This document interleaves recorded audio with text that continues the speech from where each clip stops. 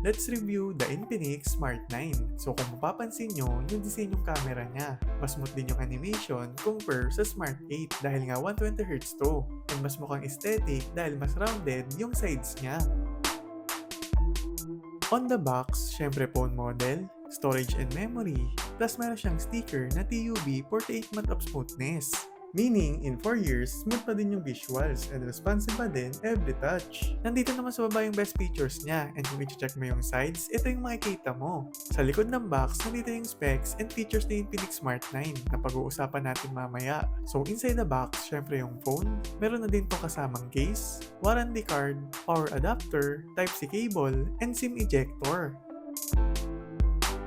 6.7-inch yung screen size and 720x1600 yung resolution plus 120Hz refresh rate and 500 nits yung peak brightness which is standard for smartphones. Punch-hole design yung front camera with dynamic bar kung saan magpa-pop up kapag nag-face unlock ka, may tumatawag, nagre-record, and habang nagcha-charge ka. Ang maganda dito ay IP54 dust and splash proof kaya kahit pabasa, no problem. And kahit basa or oily yung kamay mo, responsive pa din every touch. Lastly, meron tong always on display na pwede mong i-customize. 64GB yung storage and 3GB naman yung memory. Ang maganda dito, pwede mong i-upgrade yung storage using microSD and pwede mo din gawing 6GB yung RAM using memfusion. About naman sa processor, Helio G81 kaya naman kayang-kaya niya i-handle yung mga social media apps like Facebook, YouTube, IG, and TikTok. Consider decent na din yung processor for gaming kaya nagtry ako ng iba't ibang games para makita yung performance.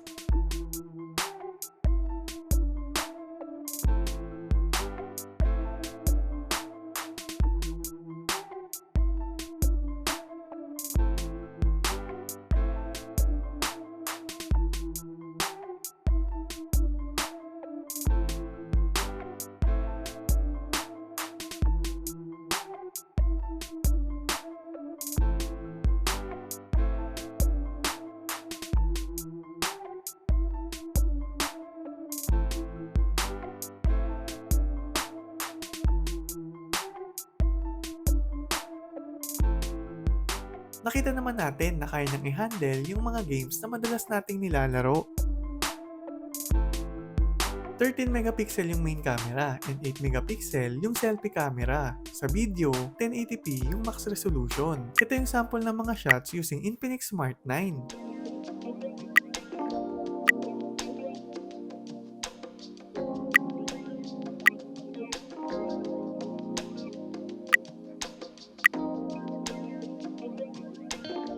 May option ka din kung panorama, portrait, beauty, AI cam, video, and short video with powerful LED flashlight na may 3 controls kaya good for night photography. Regarding sa design, made of glass yung front while plastic naman yung back and frame nito. Sa camera, maganda yung pagkakadesign nila but take note na ito lang yung working. Bali design lang talaga tong nasa baba. Sa sides ng phone, mas rounded siya compare kay Infinix Smart 8. So isa yon sa pinagkaiba nila pagdating sa design. Sa colors, may 4 options which are metallic black, neo titanium, mint green, and sandstone gold. Nasa right side yung power button, volume controls, and fingerprint scanner. Sa left side, dual SIM slot and microSD slot. Sa baba, makikita mo dito yung 3.5mm jack, mic, Type-C cable, and speaker. Meron din siyang isa pang speaker dito sa taas. Ang the best dito, durable and drop resistant certified si Infinix Smart 9 kaya naman sure na matibay and pangmatagalan to.